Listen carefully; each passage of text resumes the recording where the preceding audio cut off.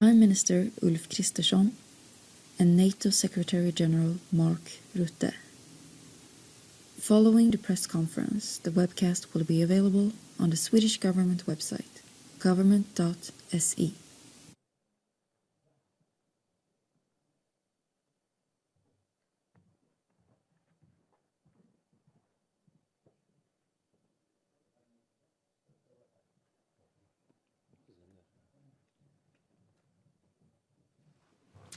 Please, Mark. Thank you.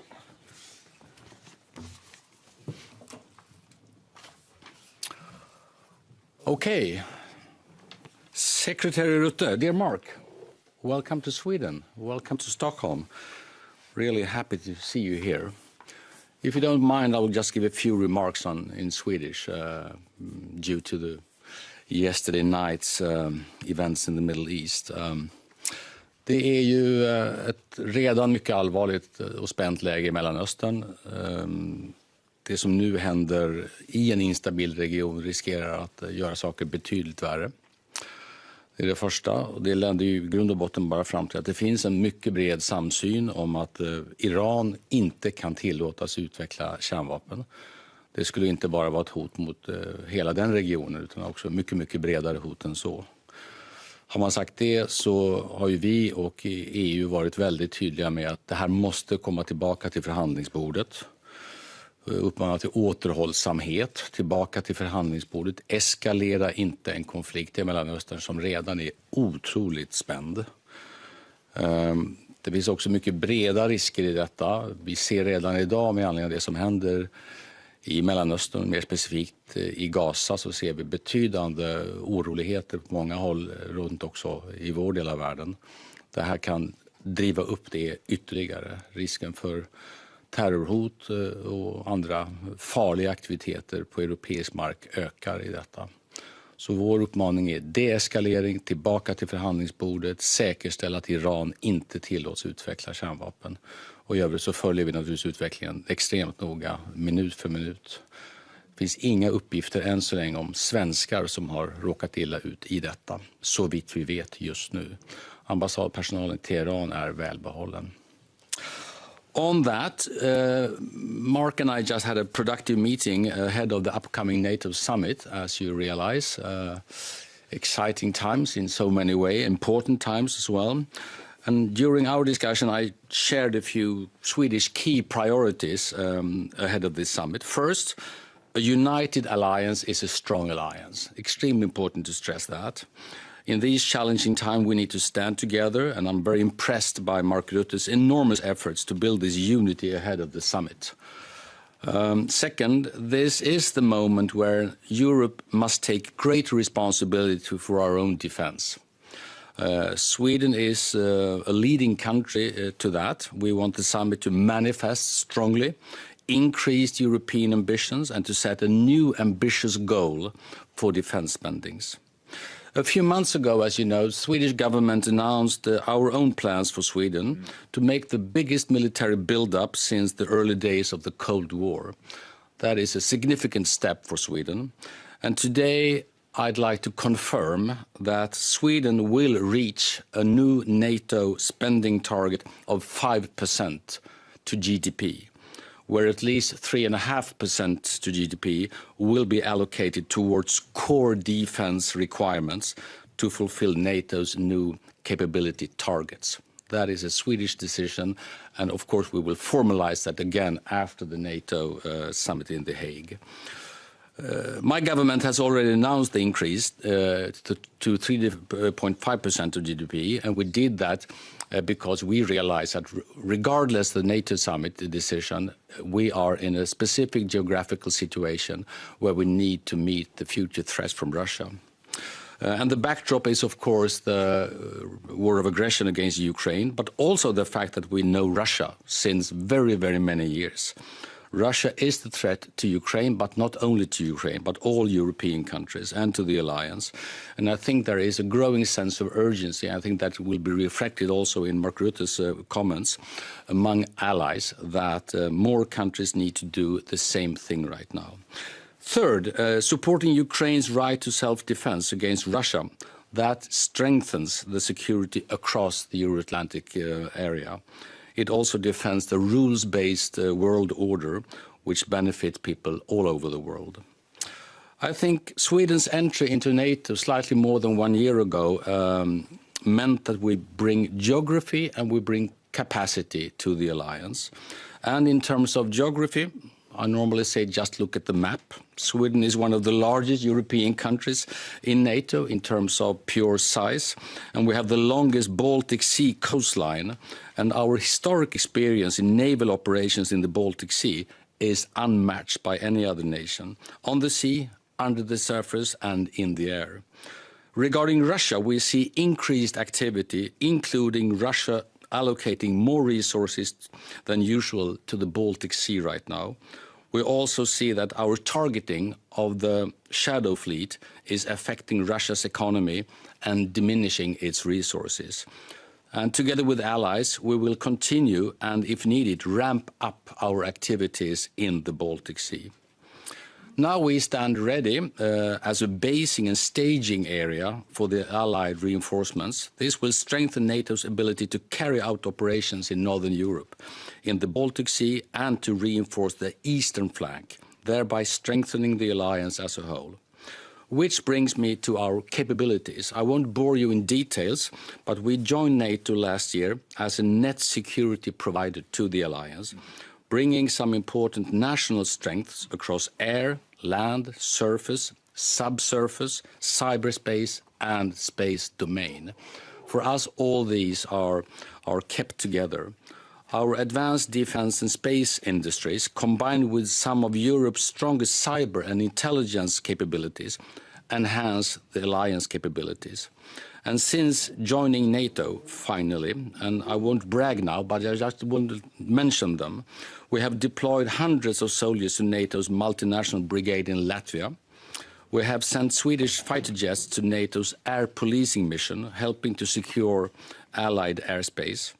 We have provided Gripen fighters to operate in Polish airspace to protect the logistics for providing Ukraine with material.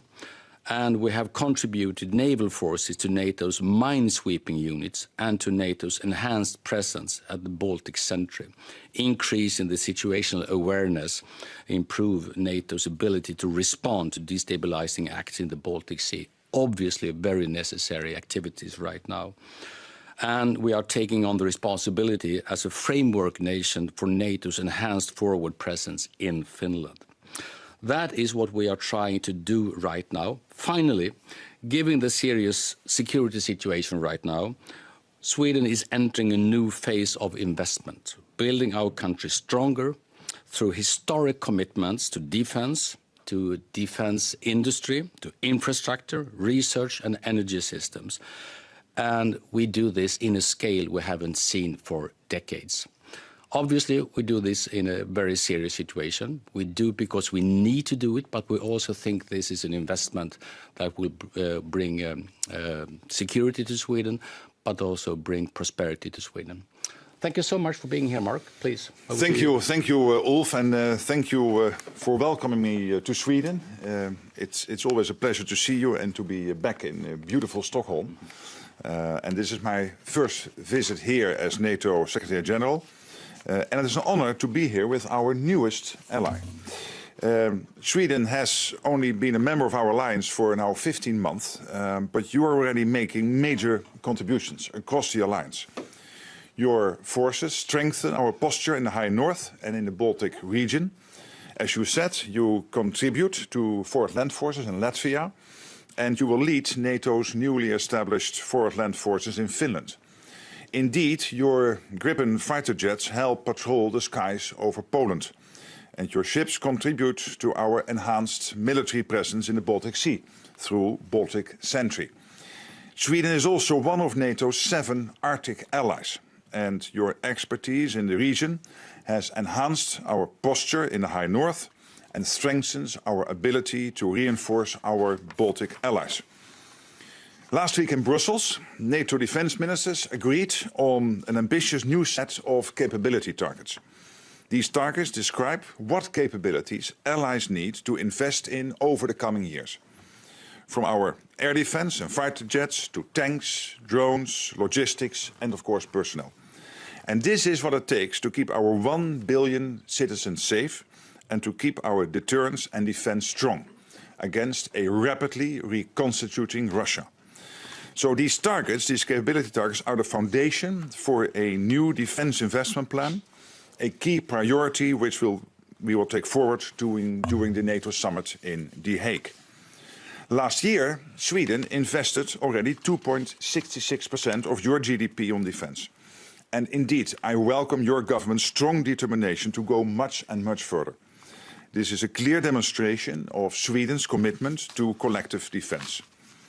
Boosting defense industrial production is another key priority for the summit in The Hague.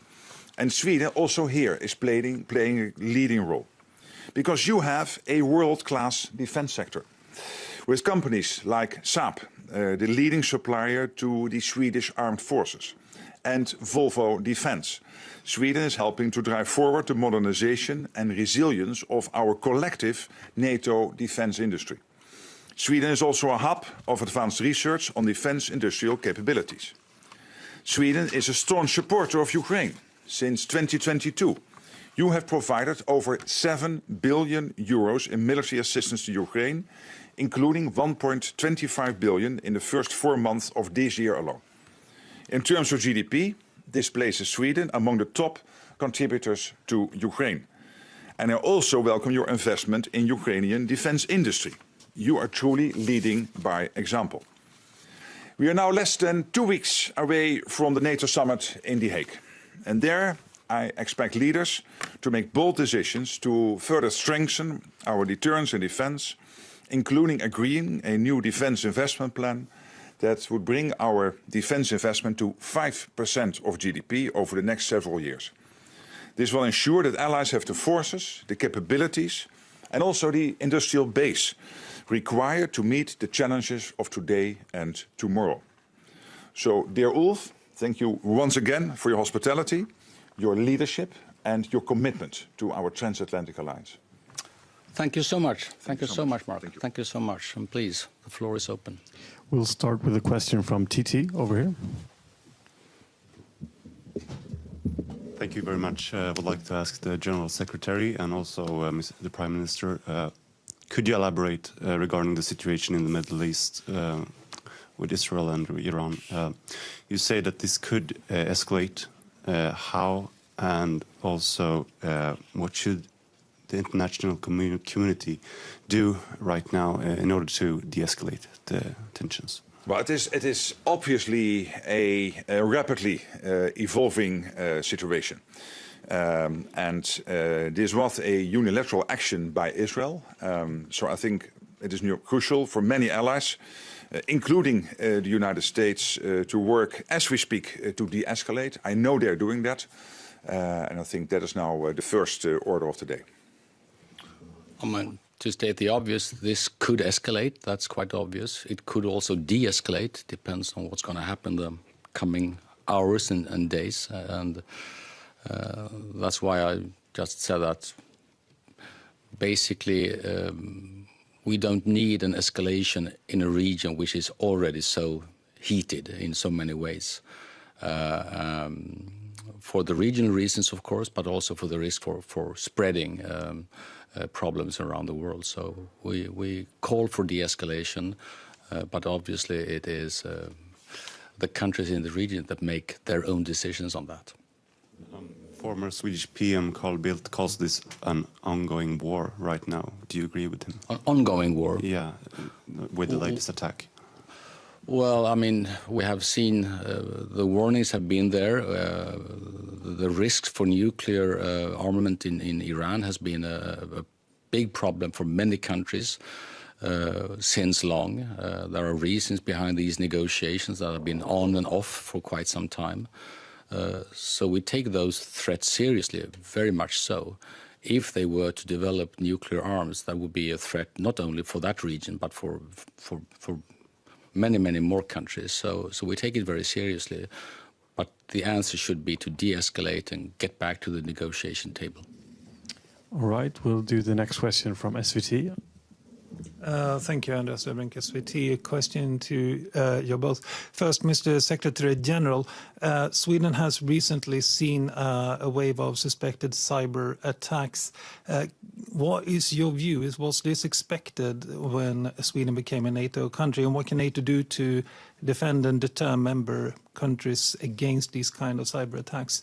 And Mr. Prime Minister, could you elaborate in Swedish on the Swedish GBT goal that you told us about? Please, Mark. Yes, and on the cyber attacks, of course, these are facts at the moment that they take place, and they are part of the hybrid threats NATO is facing, and cyber attacks, but of course also in some cases even the jamming of commercial airplanes in the Baltic region. So we see many versions of these hybrid threats, and the cyber attacks are of course a big worry. It's impossible for me to assess whether there is a direct link between these attacks and now Sweden being a member of NATO. Of course, Sweden always had an impressive defense industrial base and an impressive defense system itself. So I guess also in the past our adversaries would also have an interest in Sweden even before you joined NATO. But what we have to do collectively, and this is what NATO is getting better and better at, is to make sure, generally when it comes to these hybrid threats, to make sure that we collectively assess what is happening, that we collectively decide on what is the best way to protect ourselves. Of course, we are not going to make our adversaries any wiser by going into all the details, but you can be assured that we navigate this very closely together and that Sweden plays a big role there. May I just add on to that? I think the new thing is not Russian interest in trying to affect Sweden in a negative way and to do hostile things in the Baltic Sea. The new thing is our ability to defend ourselves collectively. That's the new thing. And I think the Baltic Century has proven that in a very important way. All the Baltic Sea countries are joining efforts together to counter what we obviously have to see as potential threats from Russia. På svenska, vi fattade ju besluten i Sverige för bara någon månad sedan om att gå till 3,5%, och 3,5% sa vi, det är vårt estimat, vår bästa bedömning av var NATOs mål kommer att hamna. Inte för att följa NATO utan för att vara med och påverka NATO. Vi var övertygade om att NATOs gemensamma försvarsförmåga måste öka rejält från dagens 2% som i princip alla länder når upp till nu till någonting betydligt mycket större. Och då vill vi tillhöra de länder i vår del av världen med störst erfarenhet av Ryssland som går i bräschen för att NATO-mötet i Haag ska kunna fatta ett bindande beslut mellan 3 och 4%. Och nu känner jag mig rätt trygg i att just 3,5% är det som NATO-toppmötet kommer att landa i. Vi vet inte exakt än, allt är inte klart än, och Mark Rutte är den som bäst kan beskriva var alla länder befinner sig. 3,5% i strikt militära förmågor och sen så ytterligare 1,5% i, kan man säga, försvarsrelaterade frågor. Civilförsvar, olika ytterligare cybersäkerhetsfrågor, allt det här som är viktigt också och som inte minst Ukraina lär oss att det militära försvaret också behöver. Så jag tycker det här är en otroligt viktigt steg för Sverige men också för hela NATO och för säkerheten i vår del av Europa. Allra sist, tidsfrågan är viktig här. Vi har sagt att vi är beredda och kapabla att göra detta fram till 2030. Nu får vi se exakt vilket måldatum som NATO-toppmötet landar i. Och det bygger helt enkelt på att vi är övertygade om att Ryssland på 3 till 5 år skulle kunna bygga upp sin förmåga igen, som idag är låst i Ukraina, beroende på hur kriget mot Ukraina slutar. Så det är bråttom, och denna känsla av att det nu är bråttom att göra, den tänker vi vidare förmedla också in i NATO-toppmötet. Okej. Sorry. Aftonbladet, den Ekot. I will ask both of you regarding the situation in the Middle East right now. How close is maybe a nuclear war or maybe a world war? No, we are not close. And obviously, allies within NATO are really navigating this crisis. Everybody is focused on de-escalating it. The US, of course, is working on that with other allies. NATO not being involved as an alliance because it is really focusing on the Euro-Atlantic. But obviously, NATO allies very much involved to make sure that the conflict is de-escalated as soon as possible. I have, of course, the same fundamental view. And having said that, it would be a very, very bad development if Iran were to develop full-scale nuclear weapons. That would threaten the region, but it would also be a big threat for many other countries. So, but the best way to solve that is through the negotiation table. Ekot. Yes, I have a few questions forward to the summit, but first in Sweden, Ulf Kristersson. Vidtar regeringen några särskilda åtgärder mot bakgrund av det som händer i Iran? Jag tänker på ambassadpersonal och så vidare, svenska företag. Vad gör ni? Ja, vi agerar ju som vi gör när den sortens saker inträffar som ligger bortom vår kontroll. Att vi ser till att svensk personal på plats, att alla försiktighetsåtgärder vidtas där naturligtvis. Jag känner mig väldigt trygg att vi också är på tårna när det gäller risken för andra spridningseffekter, för terroraktiviteter, sympatiåtgärder på olika sätt som skulle kunna drabba. Men det är inom ramen för att vi har en situation där vi vet att sådana spänningar kan inträffa lite var som helst, inklusive i Sverige. Men vi har just nu inga tecken på något allvarligt som är riktat just mot Sverige. Men jag utesluter inte att sånt kan inträffa. Och därför inledde med att säga att vi har en ganska upphettad situation redan även i Sverige med anledning av det som händer i Mellanöstern. Vi vill inte ha Mellanösterns konflikter på svenska gator och torg. Och det som nu händer ökar den risken. Och det kommer vi göra allt vi kan för att undvika. Mr. Secretary General, according to the timetable, Sweden talked here about 2030. Other countries I hear talk about 2035. What do you think about that? Well, of course, I put forward proposals, but what I have made public is the percentage, which is the 5%, 3.5% core defense spending, and then 1.5% focused on defense-related and security-related spending, including developing the defense industrial base and getting the whole of society basically prepared for disasters, including a full onslaught on NATO territory. But I'm not going to disclose my thoughts on the end date, because this is of course, these are consultations and taking place now between allies. So what about this 5% goal?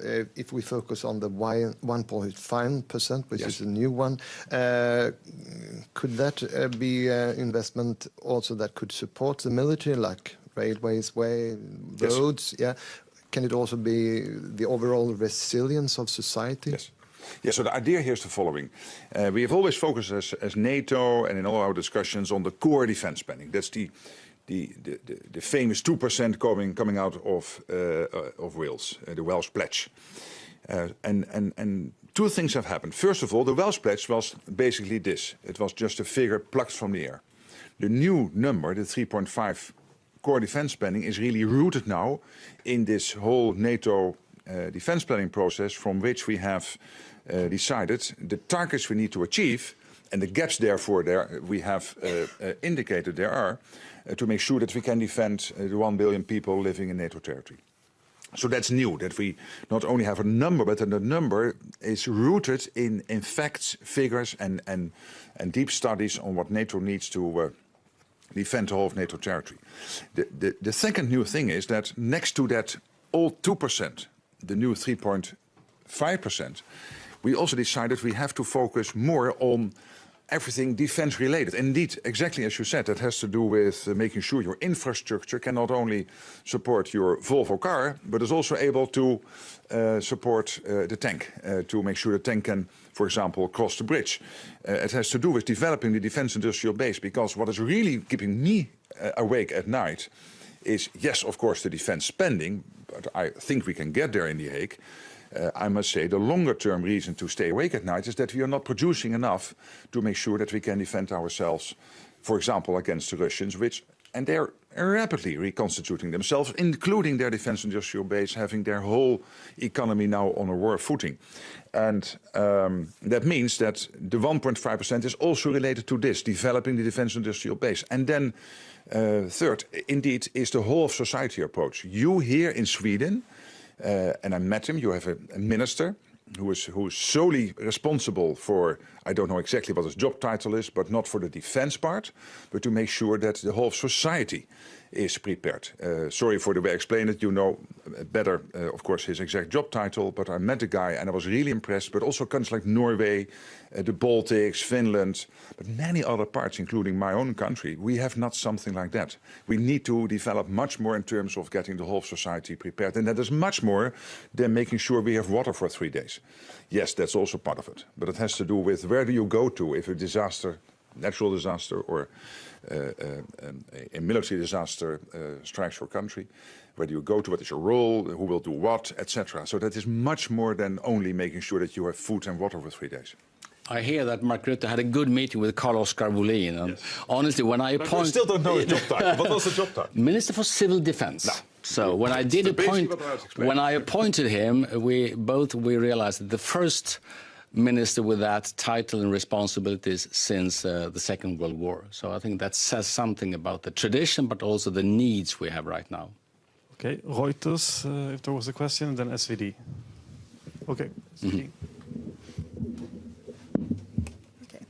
Yeah, first a question for both of you, and that is, how can the international community work to bring this back to the negotiation table, the situation in the Middle East, and can you estimate the chances of that happening? And then I have a question for the Secretary General, and that is 5% is what the U.S. President Donald Trump has been talking about. If you decide on 5% in The Hague, will that satisfy Donald Trump and protect the transatlantic link? And what will happen if many countries doesn't reach the goal? Well, on your first question, as I said, the situation is rapidly evolving. Of course, this all started last night. And I know that allies are really navigating this crisis, and everybody is focused on de-escalation. But of course, all the next steps will follow from that. So it's difficult now to predict exactly what will happen over the next 24 and 48 hours. But I think there is a focused endeavor to make sure that de-escalation is the key to all the efforts. On your second question, when I got this role, and particularly when Donald Trump was elected as the 47th American president, many people asked me, is the US still committed to NATO? And I said yes, based on my talks with the Americans, with the talks the American president and his team had with the French president, with so many other leaders, etc. I said, but there is an expectation coming with the commitment. An expectation is that they are fed up and extremely irritated with the fact that the Americans, on average, spend 3.4%, 3.5%, 3.6% on defense, and that here on the European and Canadian side, we are somewhere at 1.9%. Because we are very rich countries. Of course, the US is rich, but we are also very rich. So I said that commitment comes with an expectation that we will somehow equalize with what the US is spending. Now, to your question, and trying to give an answer. This whole process is not about an audience of one. It is about keeping 1 billion people safe. And to keep 1 billion people safe, we have assessed together these capability targets, the gaps we have, what do we need to do in terms of long-range missiles, maneuverable land formations, command and control, air defense systems, ×5 from what we have now. So this is a huge, huge investment in people, in equipment, newest technology, AI, etc. To keep ourselves safe. And yes, coming to 3.5% will also more or less equalize with the US. And I totally understand the US position that after even Eisenhower, when he was president, complaining about the fact that the Europeans and Canada were not paying what the US was spending on defense, that they want this settled now. So they are totally committed because the US knows that for their security, a secure Atlantic, a secure Arctic and a secure Europe is key. Jonas Støre, the Norwegian Prime Minister, was in the White House, and he showed the American president this map of the biggest port in Russia, which has these huge submarines which are able to fire nuclear missiles onto the US. And he said these submarines are not there to attack Norway, they are there to attack the United States. And it is Europe which prevents these submarines to ever get to a position where they could successfully do this. And this shows you that our collective defense, our collective security is totally interconnected, and therefore the US is totally committed to NATO. But this irritant is there. And we have to solve this, because otherwise it might eat away at the commitment. And therefore I'm so happy that it seems in The Hague that we can agree. And again, not to only satisfy the audience of one, but we need this to keep 1 billion people safe. But what would happen if countries doesn't... No, but listen to the Swedish Prime Minister just a minute ago, saying Sweden, I was even understanding when he was speaking in Swedish. And besluit is a decision. Exactly. Quite right. And the besluit is clear. And these besluits are now being taken not only here in Sweden, but all over NATO territory. There is a big commitment, and of course we will follow what is happening. We'll make sure that where necessary we encourage allies along to do more if necessary. But I'm pretty much convinced that people understand this is directly connected to the threat of Russia. The German Chief of Defense stating the other day that between 3 and 5 years, I think he said about 4 years from now, Russia might be able to launch a successful attack at NATO territory. So let's not kid ourselves. This is a real risk. And 4 years is now.